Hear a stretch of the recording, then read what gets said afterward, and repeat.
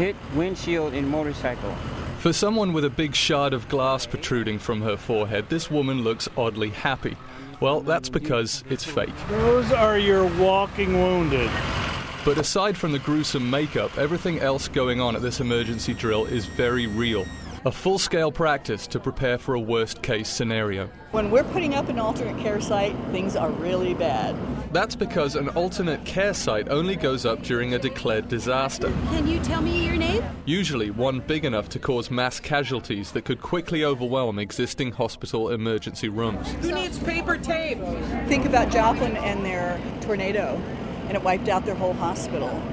And they did something like this. They put up a mobile hospital, and that accommodated those victims that had to go somewhere when their hospital disappeared. If we had an earthquake, there's a lot more going on than just that hospital being down. So we would probably get to a point where we're saying, you know what, we need a buffer. Let's put up a tent. And it's quite a tent. You're going to do the tug of war and you're going to walk my way about a foot. This drill, taking place in Carlsbad, started with a lesson in how to put them up. And lift. Both of them. Bring them both up. Bring it up. Keep them. Look to your left and look to your right. Make sure that you're keeping them aligned.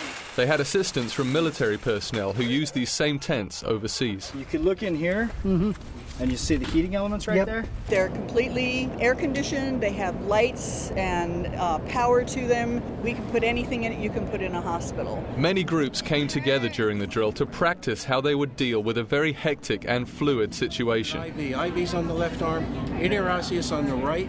Also on hand were trauma intervention specialists to give emotional support, sign language interpreters for deaf victims, and the Red Cross, who would assist in family reunifications.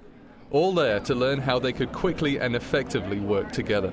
So if you guys think of something that makes it work better, just let her know. And then put it on a list and then give it to me afterwards. We have registered nurses that are volunteers from our Medical Reserve Corps. We actually have 6 physicians inside that tent right now on their own time volunteering to do this. A lot of them are still full-time employees in hospitals and clinics and around the county. If I had a medic, I'd tell you. Doctors and nurses practiced treating the mock victims on site, but some were transferred back to ambulances where they would receive a higher level of care at a hospital.